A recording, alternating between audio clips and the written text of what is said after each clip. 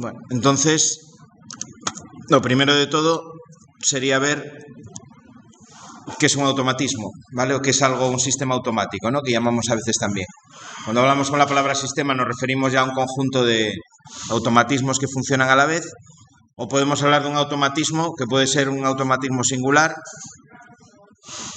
En general va a ser cualquier cosa que funcione de manera autónoma, una máquina, puede ser una máquina herramienta, puede ser en el caso de la domótica una instalación completa, que realiza ciclos de funcionamiento, operaciones complejas sin intervención humana, sin que el operador tenga que ir haciendo manualmente cada paso. ¿Vale? Esto es parte de la gran revolución industrial que todavía sigue hoy en día, ¿no? Viene de la automatización. No es algo muy reciente por lo que pueda parecer, porque los automatismos, los primeros, aparecieron cuando arrancó la revolución industrial en finales del siglo XVII, siglo XVIII. Fue en los telares en el Reino Unido, donde hacían las telas y demás, que empezaron a automatizar mediante unas tarjetas perforadas, conseguían que el telar cambiase el tipo de tejido y el tipo de, digamos, de entrelazado de los hilos que le daba, cambiando unas tarjetas que metían en el telar, ¿no? Era una automatización de tipo puramente mecánico, lógicamente, porque el desarrollo de la electricidad fue algo posterior, pero era un automatismo completo. Permitía que la máquina realizase las telas de manera automática, ¿vale? Sin que el operador tuviese que andar moviendo las diferentes partes del telar y demás. El objetivo de la automatización, uno de ellos que se entrega aquí, es descargar al hombre física y mentalmente, ¿no? Sobre todo, hay otro más importante que no pone aquí, que es aumentar la productividad. Cuando yo hago algo de manera automática, la productividad aumenta mucho. El mejor ejemplo yo creo que lo tenéis en las fábricas de coches. Una fábrica de cualquier marca de estas, no sé, Peugeot o Citroën y tal, que hacen coches en cadena, puede fabricar un montón de unidades en un tiempo muy corto y a un precio muy competitivo, muy barato. Mientras que si os vais, no sé, a la fábrica de Dodge en Estados Unidos, que hace los coches de manera medio manual, el Dodge Viper, por ejemplo, lo hacen, gran parte del proceso es puramente manual. El pintado, las soldaduras, el poner todo lo que lleva dentro, la tapicería, los embellecedores y tal. El coche cuesta muchísimo más y se tarda muchísimo más en acabarlo. Es rentable para ese tipo de coches porque es un coche que va dedicado a un segmento donde el precio lo van a poder inflar bastante y va a compensar económicamente. Pero veis un poco la idea de la productividad que tiene Citroën, pues no va a ser la misma que tiene esa fábrica de coches manualmente. Vamos a tener diferentes tipos de automatismo. Nosotros aquí vamos a llegar en primero a lo que es la parte de automatismos eléctricos electrónicos. Electrónicos entre comillas, desde el punto de vista de los PLCs o de los autómatas programables. Y luego en segundo tenéis otro módulo donde se ve neumática, que sería parte de automatismo mecánico. ¿Vale? Sobre todo la neumática en conjunción con la electricidad, que es lo que se llama electroneumática, que es lo que más nos va a interesar. En industria normalmente siempre que tengáis un automatismo de tipo eléctrico-electrónico vais a tener la neumática por ahí también trabajando en conjunto. Es muy raro ver algo que sea 100% eléctrico. Va a estar siempre mezclado. Incluso la hidráulica también, cuando tengo que hacer llegar a niveles de fuerza en los actuadores muy grandes, pues voy a tener hidráulica. Nosotros no la vamos a estudiar en el ciclo, pero bueno, es muy parecida a la neumática. La podéis encontrar por ahí. Clasificación de los automatismos entonces, mecánicos, neumáticos, hidráulicos, eléctricos, electrónicos, ¿vale? Así a grosso modo. Mecánicos, pues un ejemplo de un automatismo mecánico es un reloj. Si tenéis la idea de cómo funciona un reloj tradicional, claro, estoy hablando de un reloj de engranajes, donde yo cargo un muelle, le doy una determinada tensión y ese muelle va a ir proporcionando fuerza a los engranajes que se van a ir desplazando con una determinada cadencia, ¿no? Midiendo el tiempo. Este es el modelo, ¿no? Son 7 bloques. De esos te los dejo aquí. De estas 7 unidades, fíjate. Sí. Vale, están 7. Sí, dejo estas. Y ahora hay un problema, que me acabo de dar cuenta la verdad. De estos, lo mismo, van 7. Con esas punteras, que son más gordas, son de 1,5. Y acabamos de ver que ahora, de los LEDs, como venía enrollando, no lo había visto. Estas que deben de ser de 1 o menos. De 1 tengo todavía. ¿Tienes todavía? De 1 todavía tengo. No sé si habrá algo arriba. Pero estas igual son más pequeñas de 1 igual. De 1 tengo. Igual algunos tengo.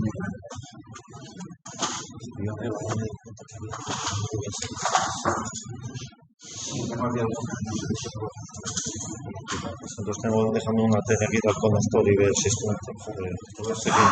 Esto no es que igual van a ser. Sí, estos van a ser de un. No sé si la blanca valdría. Lo que pasa es que no coincide exactamente. Esta sí que tengo más. Pues claro, las ya grises para irlas distinguiendo. Es que cada marca yo creo que es esa, la de yo no sé si será el blanco. Cada marca viene en un color. Voy a hacer una cosa, me llevo esta, que luego van remachadas, a ver si esta me entra. Esta es que es 1,5. A ver si esta me entra en el terminal. Esas sí, esas son de 1,5. Vale, 7 de cada hay que hacer. Sí. Este te lo dejo para que. Lo que pasa es que los cables los tengo yo, a ver si nos da tiempo a soldarlo a la placa y todo. Entonces, si lo podemos soldar todo, vale, te los traigo, si no quedaría mal. Los hago a tercera con los de grado medio. Vale. Me llevo estos tres, a ver cuál coincide. Bueno, volvemos aquí. Mecánicos, si pensáis en lo que es un reloj, más o menos esa es la idea, ¿vale? Una serie de engranajes que me permiten llegar a una automatización. Ya en la antigua Grecia utilizaban automatismos de tipo mecánico, basándose en el vapor y tal. Había un templo allí, no recuerdo el nombre, pero que hacían un pequeño truco de que las puertas se abrían de manera...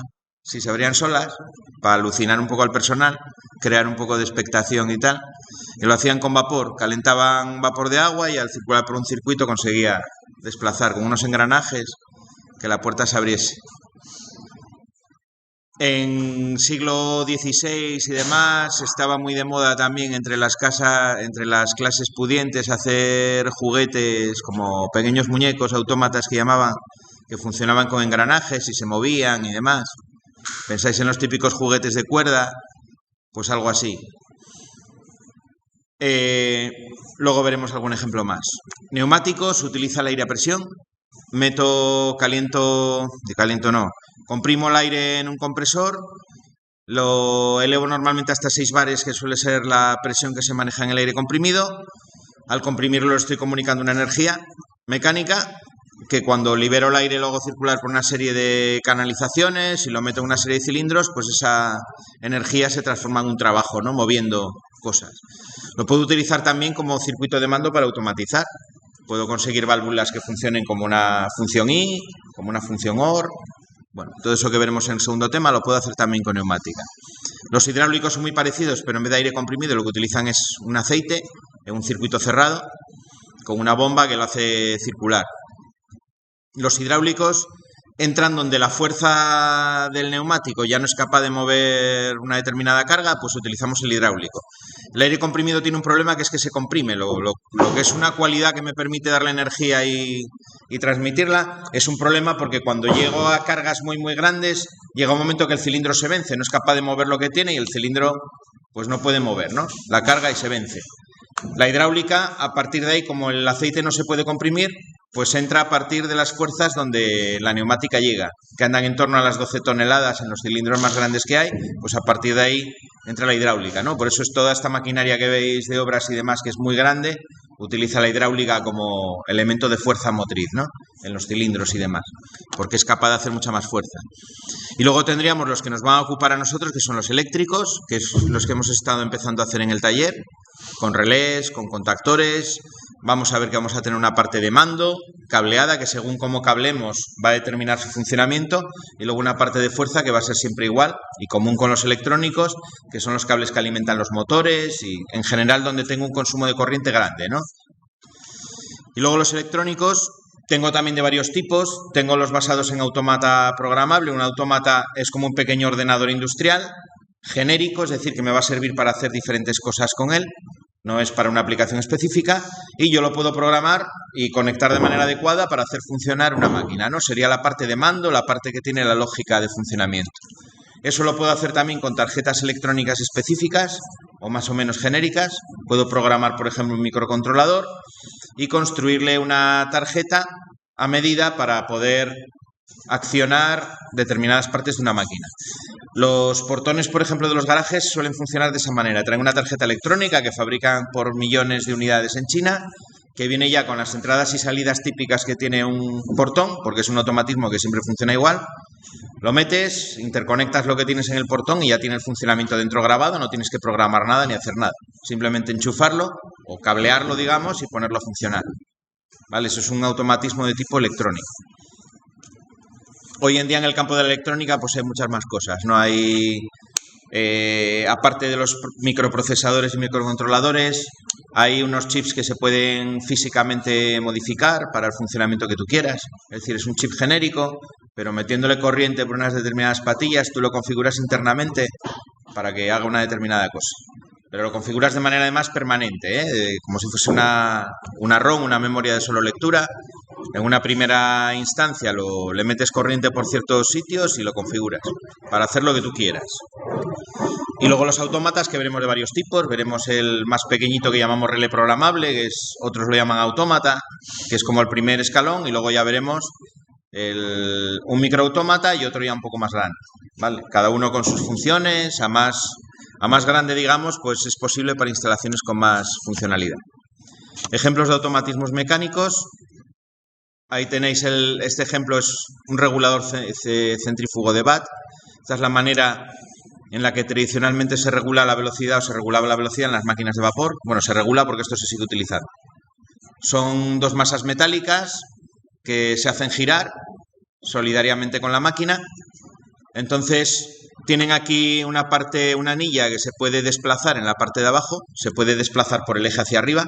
Cuando empieza a girar por fuerza centrífuga, las masas tienden a irse hacia afuera y al irse hacia afuera la anilla sube, ¿vale? Esta anilla que hay debajo, aquí tiene una serie de bisagras que permiten que se articule completamente. La anilla sube hacia arriba y lo que hace es cortar el paso del gas, con lo cual la máquina se ralentiza y llegaré a un equilibrio mecánico donde están las dos masas a una altura que coincide con esa velocidad en la que yo quiero regular, ¿no? La máquina estaría ya continuamente allí girando. Buenos días.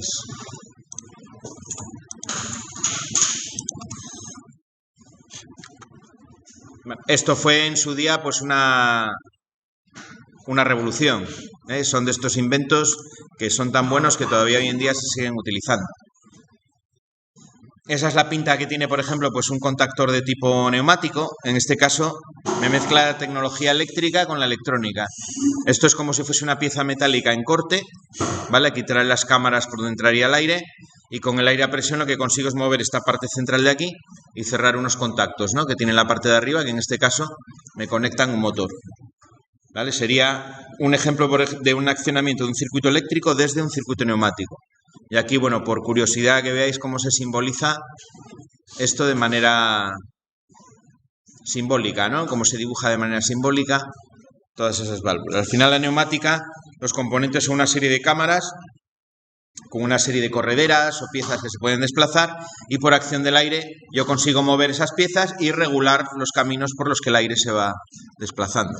Esto sería un ejemplo de una válvula, en este caso hidráulica, que son, por otra parte, pues constructivamente, desde el punto de vista mecánico, prácticamente igual. Se parecen muchísimo, ¿vale? La única diferencia es que en vez de llevar aire por dentro, llevan aceite. Eso es un ejemplo de un automatismo sencillo de tipo eléctrico. Estos son los cuadros en los que nos vamos a centrar, el tipo de instalación con la que nosotros vamos a trabajar. Normalmente, pues un cuadro de plástico, de fibra o metálico, donde vamos a poner una parte con un circuito de fuerza y luego una parte de control, ¿vale? Aquí la parte de control sería esta parte que tenéis aquí. Aquí hay una parte de fuerza que son dos contactores con dos térmicos, que probablemente pues, sea un control de bombeo, que es muy típico para conectar dos bombas. Y aquí una parte que siempre vamos a tener en el cuadro de protecciones, ¿no? Igual que tenéis en los cuadros de viviendas, las instalaciones automatizadas también hay que protegerlas contra sobrecargas, contra cortocircuitos y demás. Y un bornero, pues para sacar las conexiones. Aquí sale una manguera hacia la tapa y demás.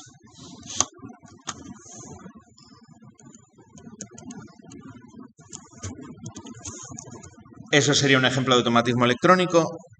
Eso sería un autómata sin la tapa, ¿no? Con la tapa quitada.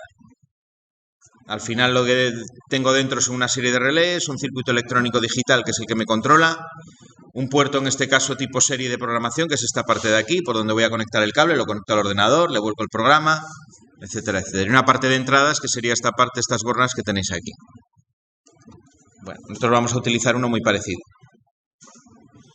Lo que os decía antes, la automatización viene desde la prehistoria.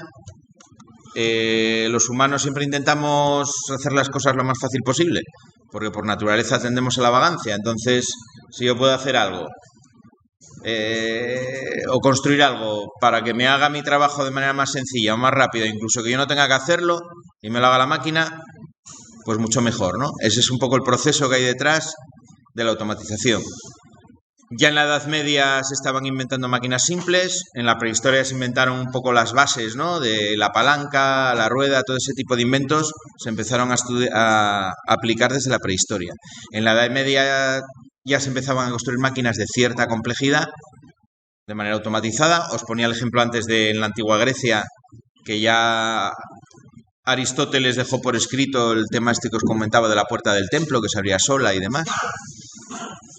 Y luego con la revolución industrial fue cuando rompió todo el tema de la automatización. Empezaron en Inglaterra por los telares, por la industria textil, que era muy fuerte de aquella en el Reino Unido, y empezó a trasladarse a todos los aspectos. Unido a la máquina de vapor, el invento de la máquina de vapor, que permitía una conversión de energía, realizar un gran trabajo y una gran fuerza de manera relativamente económica, porque bueno, de aquella en el Reino Unido tenían carbón para quemar bastante y tampoco estaba mal visto quemar carbón, con lo cual era perfecto. ¿Qué objetivos ha buscado siempre con la automatización?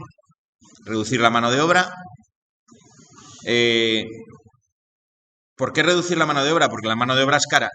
Al final, en los factores que tengo del trabajo, el factor humano es uno de los factores siempre más caros. Si yo soy un empresario y puedo producir con 5 personas en vez de con 20, va a ser mucho más económico. ¿Vale? La parte siempre de los sueldos de las personas es uno de los costes de producción más importantes. Entonces se intenta reducir la mano de obra. Se intenta simplificar también el trabajo. Las tareas que son más complejas las va a hacer el automatismo. No tiene que hacerlas una persona, ¿no? Si tenéis la imagen, no sé si alguna vez habéis visto un robot de soldadura de una fábrica de coches funcionar, yo creo que va un poco, os ilustra bastante bien esa idea. En la manera y a la velocidad a la que suelda una máquina de estas, un robot de soldadura, es difícil que lo haga un humano, ¿no? Bien es cierto que un soldador bien entrenado, que sea fino, va a hacer mejores soldaduras que las del robot. Y va a poder comprobar lo que va haciendo a medida que lo va haciendo y va a quedar mejor soldado. Un coche que esté soldado a mano va a ser más caro, pero va a ser también mejor, ¿vale? Pero lo hace en un tiempo y con una complejidad es capaz de llegar a sitios donde a una persona le cuesta mucho más trabajo. Me simplifica bastante el trabajo siempre la automatización.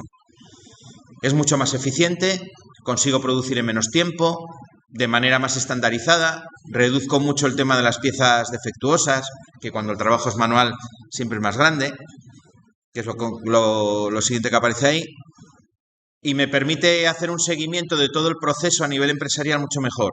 Hoy en día, con el tema de la industria 4.0, se están interconectando todas las máquinas a todos los niveles de una empresa, de tal manera que desde la parte dirigente de la empresa se pueda tener control de todos los escalones de la producción. Es decir, el CEO que está sentado en su despacho le da el botón del ordenador y puede saber la última máquina que tiene en su última nave industrial, qué está produciendo en ese momento, cuántas unidades, si está parada, si está funcionando. ¿Vale? Eso ayuda a tomar decisiones estratégicas y a hacer que las empresas sean más rentables. Vamos a utilizar un montón de terminología en la asignatura, pero muchas veces es redundante, y ahí os pongo un ejemplo, ¿no? de diferentes definiciones de automático, automatismo, automatizar, que se parecen tremendamente, a veces son diferentes, pero que si las leéis detenidamente van siempre a lo mismo. Podemos definir un automatismo como una máquina o sistema capaz de cumplir funciones de mando, regulación y control, sin que medien agentes externos, dispositivo mediante el cual un aparato o sistema adquiere carácter automático. Automático quiere decir que maniobra, que obra o se regula por sí mismo. Automatizar es cuando aplicamos el tema de los automatismos a un determinado proceso, que puede ser de cualquier tipo, ¿eh? Hoy en día la palabra automatización se utiliza en general. Todo este proceso que os decía de la industria 4.0, la interconexión, se le está dando el nombre también de automatización. Un cajero automático se considera automatización. No sé, la manera en la que compro en Amazon y yo le doy al ordenador y le sale ahí en un ordenador y el pedido le sale en el almacén y eso también se llama automatización. ¿Vale? Muchas veces realmente hay automatización porque en ese almacén va a haber un robot que va a coger el producto. No sé si Amazon lo tiene, pero en Metalux, por ejemplo, lo tenían, que te cogía el producto, te lo llevaba a un determinado sitio y demás. ¿Vale? Todo eso hoy en día se mete dentro de la palabra automatización. Planta, un concepto muy importante, es lo que estoy controlando. Cuando hablamos de planta, por ejemplo, en domótica, la planta es la vivienda que yo estoy controlando. Si estoy en una nave industrial, la planta, pues es una determinada instalación que yo estoy controlando. Una embotelladora, el robot de soldar coches, todo eso es la planta. Y luego el control es la parte electrónica o la parte neumática, esa parte donde en sí es el automatismo, que es la que controla la planta, ¿vale? Donde tengo la lógica de mando y se toman las decisiones. La automatización no es todo nada, tengo niveles, puedo partir desde una automatización prácticamente inexistente, que es lo que se llama manual o elemental a nivel de máquina. Por ejemplo, imaginaos una dobladora, que el operario tiene que coger una plancha metálica, la mete dentro, le da 2 botones, baja la plegadora o la dobladora, conforma la pieza y sube. Y entonces él deja de pulsar, saca la pieza, vuelve a meter otra y vuelve a realizar la misma operación. Él está cargando la máquina y la automatización consiste simplemente en la bajada y en la subida, ¿no? Unos determinados tiempos, unas determinadas presiones. Eso sería manual o elemental a nivel de máquina. Semiautomático, pues no sé, por ejemplo, imaginaos un taladro que me taladra piezas de una determinada forma, que el operario tiene que cargarlo manualmente. Yo pongo la pieza, le doy al botón, el taladro baja, hace un taladro, me gira la pieza, vuelvo a bajar el taladro y me hace otro taladro, ¿no? Y se acaba el ciclo. Entonces el operario saca la pieza, vuelve a cargar otra pieza, comprueba que esté bien, le vuelve a dar y así sucesivamente. Hay intervención humana, pero parte del ciclo se realiza de manera automática. Automático a nivel de proceso, pues ya tengo varias máquinas que están entrelazadas, se carga en la primera parte y el proceso se va haciendo, ¿no? Por ejemplo, cuando fabrican las placas impresas, se cargan en diferentes cargadores, los componentes electrónicos, el estaño, las placas. La máquina va cogiendo cada componente, lo va pasando por una serie de pasos, pues le estampa las pistas, mete luego la taladra, mete los componentes. Dentro de ese proceso pues tiene partes donde hay lo que se llama un tampón, que es una zona donde las piezas se van acumulando. Imaginaos que una parte es más rápida que otra, ¿no? Por ejemplo, la segunda parte del proceso es un poco más lenta y la primera es un poco más rápida. Entonces hay una zona donde las piezas se acumulan para poder ir surtiendo la segunda parte del proceso. Todo eso sería automatización a nivel de proceso. Todo el proceso está automatizado y simplemente pues hay que supervisarlo, ¿no? Externamente. Si es importante en toda automatización o si hay personal en nivel de supervisión. Alguien tiene que estar viendo que no falla la máquina, que todo se está poniendo en su sitio y demás. Y luego sería el nivel superior, que es la integración total, donde ya tengo integrados todos los procesos de una manera única, donde ya puedo gestionar, pues a lo mejor lo que os decía antes, ¿no? Puedo saber la producción que tengo, puedo coordinar una parte del proceso con otra parte del proceso, incluso los materiales pueden ir de manera automática de un sitio a otro, de una línea de producción a otra línea de producción. Bueno, vais a ver cuando veáis industria todos los niveles, desde sitios donde tengo cosas muy elementales hasta procesos de integración total es más difícil de ver, ¿no? Pero bueno, la integración a nivel de proceso, hoy en día cualquier industria que vayáis que haga algo medianamente elaborado va a estar ahí a ese nivel. Bueno, las tecnologías que comentábamos antes en un diagrama, hacemos una distinción ahí entre lo que llamamos, eso es más referido casi a los de tipo eléctrico, ¿no? Lógica cableada, lógica programada. Podríamos decir también hardware frente a software, ¿no? Dicho de otra manera. Porque, bueno, si hablamos de neumática o de hidráulica, en realidad no son cables, son tubos, ¿no? Lo que estamos empleando. Yo puedo conseguir un automatismo que se haga única y exclusivamente con medios físicos, que estaríamos en la parte de la izquierda. En hidráulica mediante conexiones de tubos, en neumática lo mismo, con el fluido correspondiente, en electricidad con cableado y demás, o puedo estar en programación. Bueno, en electrónica también, ¿no? Yo puedo hacer un circuito que funciona de una determinada manera que no se programa. Con componentes discretos lo puedo hacer. O luego estaríamos en la parte de la programación, que ahí es donde tenemos los ordenadores, que también se utilizan para programar, no lo comentábamos antes, pero dentro de la tecnología electrónica están también los PCs, ¿vale? Muchas veces de acuerdo con el autómata, ¿vale? Funcionando en conjunto con un autómata, pero también se utiliza como parte de lógica un ordenador. Con Windows, por increíble que parezca. Con lo que falla Windows o con lo que falla Windows, yo he visto automatizaciones con Windows 98. Que lo mirabas y decías, ¿y esto? No, funciona bien. Porque el Windows 98 fallaba bastante. Y bueno, en procesos además críticos, con el ordenador. Pueden estar basados en un procesador que tú programas o con el autómata, que es lo que nosotros vamos a ver. Siempre que vayamos a la parte de la derecha del gráfico, esta de aquí, donde tenemos programación, vamos a reducir el coste siempre en cuanto a obra, porque el cableado, ya sea cobre o sean tubos o lo que sea, cuesta dinero, ¿no? Cuando construyo físicamente la lógica, las instalaciones van a ser más grandes y más caras. Va a ser más difícil de hacer la parte programada desde el punto de vista del diseño, pero va a ser mucho más eficiente. Hoy en día, por eso, vamos a tener programación en casi todos los casos, donde haya un poco de complejidad. ¿Dónde vamos a tener cableado? En instalaciones sencillas, cuando tengo una máquina herramienta que va a hacer un funcionamiento semiautomático o automático manual, pues ahí me voy a ir a lógica cableada, ¿vale? Y luego la parte de fuerza, cuando tengo que mover motores y demás, la parte eléctrica es la misma, utilice programación o utilice cableado, ¿no? Siempre va cableada. Al final la idea ya referida a circuitos eléctricos es poder coger un montón de contactos, de esos que yo utilizo en los circuitos, que son los que dan la lógica, y traducirlos a algo como lo que tenéis a la derecha. Una caja, que es mi autómata, donde yo conecto los sensores, los pulsadores y tal, como entradas, y los relés de salida, los contactores, las electroválvulas, lo que me esté controlando en la instalación, lo conecto en las salidas.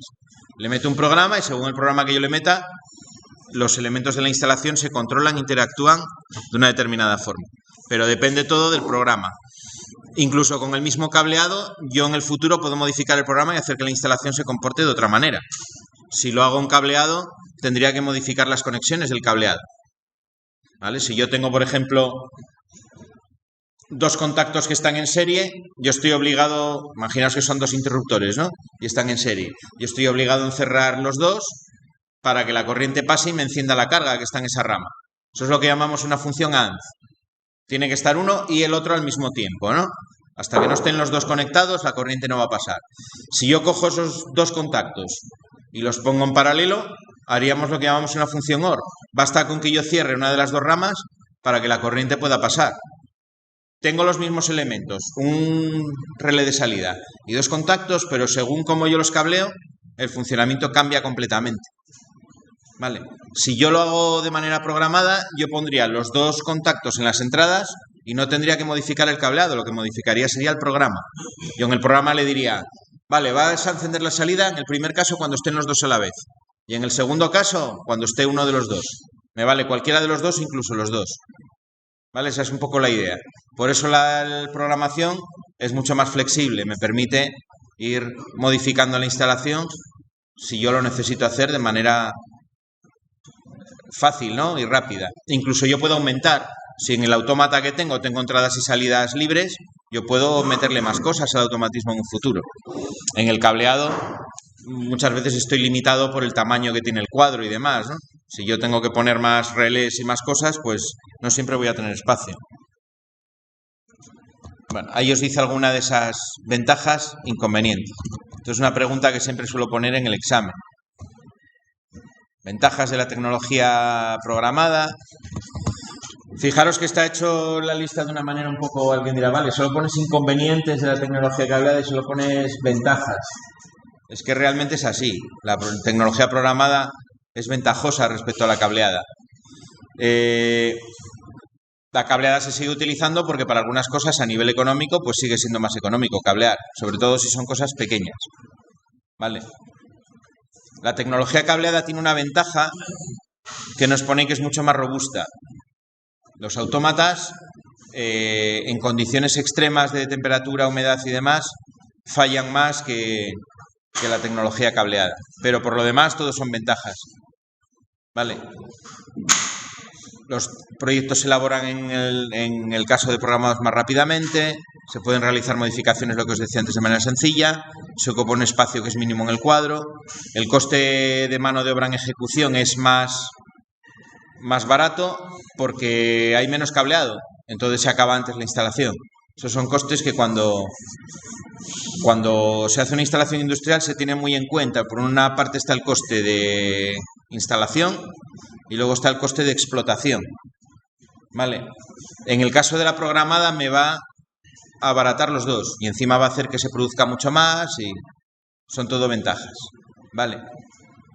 Es mucho más fácil de mantener un sistema programado que un sistema cableado. Más que nada porque las cosas que pueden fallar físicamente yo las tengo muy localizadas. El autómata normalmente tiene algún tipo de indicación siempre que me da una pista de si los sensores que tiene conectados están fallando o no. Me va a dar si tiene entrada o no tiene entrada. Es mucho más fácil de hacer comprobaciones cuando lo tengo programado. Voy a poder conectar un ordenador o una programadora que me va a permitir hacer diagnósticos sin necesidad incluso de abrir el cuadro muchas veces, de manera remota. Me va a ayudar bastante. Bueno, otra cosa que os va a salir siempre que estamos hablando de automatismo, que es el tema del lazo abierto y el lazo cerrado. Este es un concepto que se aplica más en lo que es regulación. Nosotros vamos a empezar trabajando en primer curso con lo que llamamos lógica digital, es decir, con entradas que tienen solo dos valores, todo o nada, ¿no? Un contacto que está abierto o está cerrado, una entrada de un autómata donde detecta tensión o no detecta tensión, es decir, dos valores siempre extremos. Pero hay otra manera de trabajar que veremos en segundo, que es con entradas y salidas analógicas. Trabajamos, por ejemplo, con un valor de tensión entre 0 y 10 voltios. Y yo, con ese valor de 0 a 10 voltios de un sensor, me está queriendo decir, por ejemplo, qué valor tiene la velocidad del viento. Y me lo da de manera continua. Yo traduzco esa medida de 0 a 10 en una determinada velocidad del viento o una determinada presión en un conducto con un fluido y me da el valor más o menos exacto, ¿no? Con cierta exactitud, pero me lo da dentro de un rango. Eso sería la parte analógica. En la parte digital, pues yo tendría, por ejemplo, un medidor de viento que se conecta a partir de cierta velocidad y cuando está la velocidad del viento por debajo no está conectado. Es decir, solo tiene dos estados, ¿no? Dos valores. El lazo abierto y el lazo cerrado tiene sentido cuando hablamos más bien de señales analógicas. ¿Vale? Porque, bueno, lo que hago básicamente cuando tengo un lazo cerrado es que yo estoy midiendo la salida que estoy controlando de manera continua. Imaginaos que yo quiero regular una temperatura. Quiero que la temperatura esté a 27 grados. Pues tengo un termómetro que me está continuamente midiendo la temperatura. Si yo tengo puesto en el automatismo que quiero que esté a 27 grados, él está volcando la temperatura y el sistema de control está midiendo siempre la diferencia entre las dos. Cuando la diferencia empieza a superar un determinado margen, él empieza a regular, empieza a dar más calor o a desconectarse, a dar más frío, si es un elemento que puede calentar y enfriar, para mantenerme siempre la temperatura en ese margen, de una manera continua. Al final ahí voy a conseguir unas oscilaciones muy pequeñas. Yo de esa manera, como estoy midiendo la temperatura, si por ejemplo, imaginaos que estoy controlando, es un termostato que controla la temperatura en esta sala, ¿no? Si metemos aquí 60 personas, la temperatura se va a elevar por efecto de las propias personas. Bueno, pues el sistema, a lo mejor en un momento dado, en vez de conectar la calefacción, pues lo que haría sería enfriar de manera continua. Vale. Mientras que si yo tengo un termostato de los de toda la vida, que me regula a partir de cierta temperatura, el que podemos tener todos en casa, ¿no? Que yo pongo 20 grados o 22 grados. Y entonces lo que hace es que cuando la temperatura supera los 22,5, los 23, suele tener un margen por arriba y un margen por abajo, se desconecta. ¿Vale? O se conecta, ¿no? Cuando sí se desconecta, desconectaría la calefacción. Empieza a enfriarse la casa. Cuando baja, si lo tengo puesto a 22, baja de 21. O me volvería a conectar la calefacción. Y digamos que está funcionando todo o nada, ¿no? Con oscilaciones. Eso sería un lazo cerrado, pero mucho más rudimentario. ¿Qué sería un lazo abierto? Yo no mido la temperatura. Yo tengo un radiador de los de toda la vida con una ruleta de regulación y tengo valores del 0 al 10. Lo pongo, por ejemplo, al 5. Vale, si yo estoy yo solo en la sala, a lo mejor con el termostato al 5 estoy bien. Si viene toda la familia de visita y nos metemos 10 en el salón, con el termostato al 5 tenemos calor. Ese es un lazo abierto porque él no está midiendo la temperatura de la sala, él simplemente le pongo un regulador y él mide la temperatura que está dando, la resistencia del aparato, la salida que tiene el aparato, pero no la temperatura a lo que yo estoy controlando. Eso sería un lazo abierto. ¿Vale? En automatismo siempre vamos a atender a un lazo cerrado. Yo controlo una magnitud, por ejemplo, la velocidad de giro de un motor, y tengo que estar midiéndola para mantenerla en ese valor. Un ascensor, por ejemplo, otro ejemplo de lazo cerrado. Un ascensor está midiendo la velocidad de giro que tiene el elemento que hace girar el ascensor. ¿Por qué? Porque el ascensor o el motor no va a funcionar igual si tiene una persona o si tiene 10. Según el peso que yo le ponga en la cabina, si yo no controlase esa velocidad, el motor va a girar un poco más lento cuando yo le pongo más peso. En cambio, si yo controlo la velocidad y le meto 10 personas, lo que va a hacer el control es meterle más potencia al motor para que el motor pueda girar siempre a la misma velocidad, independientemente de que tenga una persona o tenga 10. Antiguamente en los ascensores, cuando el control era de tipo digital y era un lazo cerrado, lo único que había eran unos sensores que te regulaban cuando la cabina llegaba al sitio y la velocidad del ascensor cambiaba en función del peso que le metieses. Entonces, si iba una persona o si iba cargado a tope, sobre todo en ascensores que eran muy grandes, quedaba siempre un pequeño escalón en la puerta por la propia inercia que llevaba la caja del ascensor. Si iba con poco peso, se movía más rápido y cuando tocaba el dispositivo de corte, el final de carrera, podía avanzar todavía un poquito más porque iba más rápido antes de pararse. Mientras que si iba más cargado, al tocar el dispositivo, como iba más lento, se paraba antes.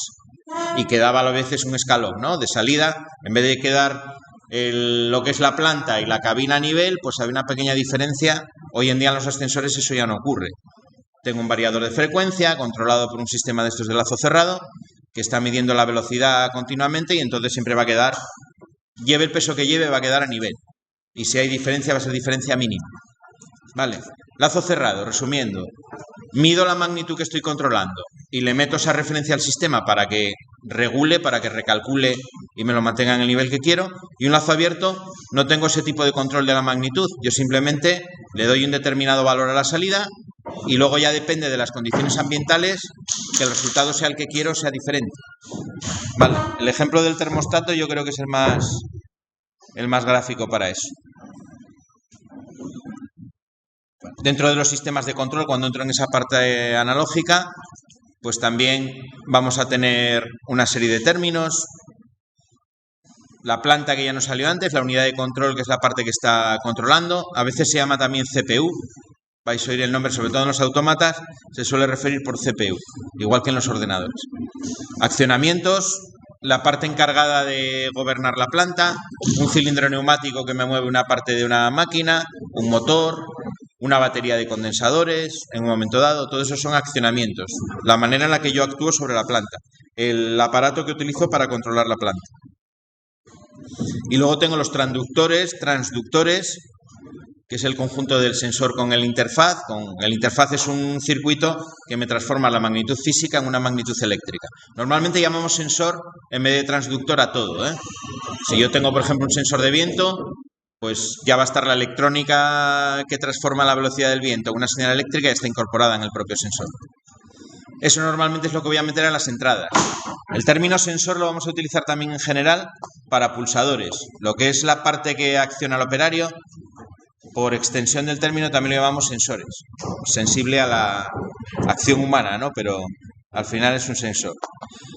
Los transductores, esa transformación de una señal física a una señal eléctrica, pues pueden ser de tantos tipos como señales físicas. Yo necesito medir temperatura, presión, velocidad del viento, humedad relativa, no sé, acidez, turbidez del agua. Depende del proceso en el que estéis, hay diferentes cosas que se pueden medir. Hay detectores de humos, no sé, de lo que se os ocurra, hay un detector seguro. Ese sería un esquema de lazo cerrado que os decía antes, ¿vale? Un diagrama de bloques donde más o menos podemos tener la idea de cómo funciona. Veis los sensores cómo captan la magnitud de la planta, que es lo que yo estoy controlando. Con el interfaz lo transforman en una magnitud eléctrica y lo meten de nuevo a la unidad de control. Yo a la unidad de control le doy una consigna, que en ese ejemplo de la temperatura sería esa temperatura a la que yo quiero regular, y en función de cómo es la consigna y de lo que él está detectando en la planta, le da una orden a los accionamientos para que caliente o para que enfríe, lo que sea, ¿no? En el caso del motor, para darle más velocidad, quitársela. Dime. Un interfaz es un circuito que me transforma una magnitud física en otra. Eso es un interfaz. Un circuito de transformación. Al final siempre lleva una serie de electrónica que me permite adecuar, pues, por ponerte un ejemplo, para que veas, en un sensor de viento. Un sensor de viento, lo que lleva muchos, hay diferentes tipos, o bien llevan un dispositivo óptico, o bien un pequeño imán con un contacto. Vamos a suponer que lleva un dispositivo óptico. Tienen un círculo perforado y hay como una especie de barrera fotoeléctrica con un transistor que emite luz y un diodo que cada vez que, a medida que va girando el disco, que gira con las cazoletas, ¿no?, del detector de viento, cada vez que pasa por un agujero en ese disco perforado le da un pulso, detecta un pulso el transistor y le da como un pequeño pulso eléctrico al circuito, ¿vale? Ese pulso eléctrico en un transistor pues será del orden de 0 a 5 voltios o a 3 voltios, depende de la tecnología electrónica que utilice. Hay un circuito que recoge ese pulso, lo va metiendo a un microcontrolador y los va contando. El microcontrolador cuenta los pulsos. Imaginaos que el sensor es de tipo digital. Es decir, yo tengo un relé montado y lo que quiero es conectar, por ejemplo, pues no sé, la subida de persianas en una domótica. Pues ese circuito ya lo tengo grabado para que en función de cómo pongo yo un determinado potenciómetro, que es la señal de referencia, yo meto un destornillador y regulo una rosquita, un potenciómetro que es el que me va a dar la referencia de viento que yo quiero para accionar las persianas. El circuito ya va a calcular el microcontrolador el número de pulsos que está detectando, la referencia que yo le metí, va a hacer la cuenta y le va a dar la orden al relé, le va a dar la señal al relé para que el relé se conecte. A lo mejor esa señal pues la transforma a lo mejor a 12 voltios porque el relé es un relé a 12 voltios. ¿Vale? Todo eso es el interfaz. Coge los pulsos que vienen del sensor de viento y me lo transforma al final en una señal eléctrica que es un relé que se abre o se cierra. Todo ese conjunto, ese circuito lo llamamos interfaz. Interfaz viene del inglés de interface, ¿no? Interface escrito, es la traducción al español. ¿Puedes pinchar el sensor directamente? ¿El qué? ¿Le puedes pinchar el sensor directamente? No te oigo. Y si puedes pinchar los sensores directamente al automata. Sí, normalmente sí. El interfaz está incorporado en el propio sensor. Por eso os decía que en la anterior transparencia me hablaba de transductor e interfaz, pero todo ello lo podemos considerar o lo solemos agrupar en la palabra sensor. ¿Vale? Ya con la transformación. Yo lo que tendré que tener en cuenta a nivel práctico, que es lo que nos interesa a nosotros, qué valores me va a dar el sensor y qué valores puede leer el autómata. Si son compatibles, los puedo conectar directamente. Hay unos que son de tipo universal, cuando hablamos, por ejemplo, de lógica digital, que son los que tienen salida relé, que eso los puedo conectar a cualquier sistema. Cuando tienen una salida que es a relé libre de potencial, lo veremos en el siguiente tema. En el 3 lo veremos. Quédate con relé libre de potencial. Eso lo que tengo es un contacto que yo le puedo conectar la tensión que yo quiera. Me vale para cualquier autómata, para cualquier control domótico, para lo que sea. Y luego los tengo de tensiones específicas. Tengo muy típicos los que van en digital, a 24 voltios en continua, es un valor muy típico. Y luego dentro de los analógicos tengo dos tipos, que son los de 0 a 10 voltios en tensión, es una salida que está normalizada y es universal, y luego los de 4 a 20 miliamperios en corriente, que es cuando me dan una salida de corriente en vez de tensión. ¿Vale? De tensión es que van variando una tensión entre 0 y 10 voltios y el autómata detecta esa tensión, y en corriente lo que van variando es una corriente entre 4 y 20 miliamperios, y lo que detecta la entrada del autómata es la corriente, no la tensión. ¿Vale? Esos son los tipos, pero sí, normalmente cuando son digitales para un autómata y son de continua, tengo 24, que es el más típico, y luego tengo 12, que también se usa bastante, y 48, pero el más utilizado son los de 24. Y luego los de libre de potencial, que se utilizan muchísimo porque me valen para cualquiera, de tipo digital. Y luego tengo también, ya en aplicaciones, pero más que en domótica, se utilizan cuando tengo aplicaciones ya de instalación normal de vivienda. Por ejemplo, el típico sensor de luz que te enciende las luces en un portal, esa 230 a la salida, esa 3 hilos, tú le metes 230 y te saca 230. Pero tú ya puedes conectar directamente la lámpara o los puntos de luz que quieres encender en la salida. ¿Vale? Pero ese, más que para automatizar, es para automatizar, pero a nivel de una automatización sencilla, tipo un punto de luz o cosas así. Pero sí están, los interfaces, los valores de salida están normalizados. 24 para continua, el más típico, y luego para analógica, 0 a 10 voltios y de 4 a 20 miliamperios. Vale, no sé si aclaré vuestras preguntas con eso. Tú quédate con que el interfaz te va a transformar una magnitud física del tipo que sea en una señal eléctrica que tú puedes... ¿El qué? Lo vas a ver escrito como interfase en inglés tal cual.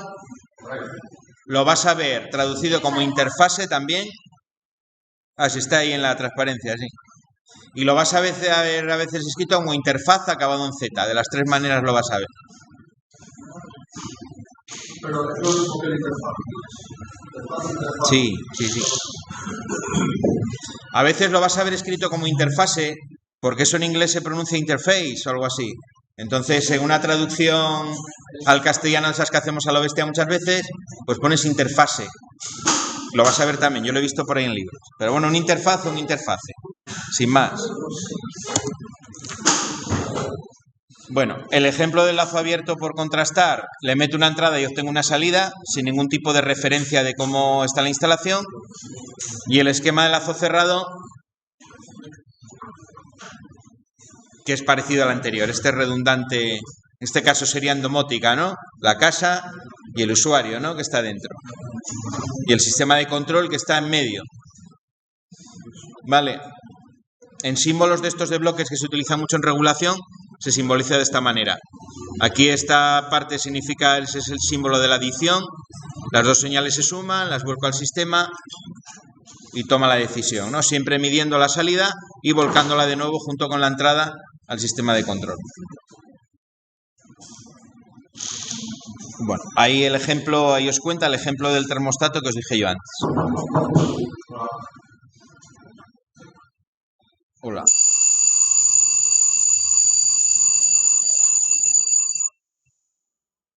Bueno, os comento esta la última y nos ponemos ya con los tableros, ¿vale? Señales digitales y señales analógicas. Lo acabo porque era lo que estábamos diciendo antes. Una señal digital, dos valores diferentes, ¿vale?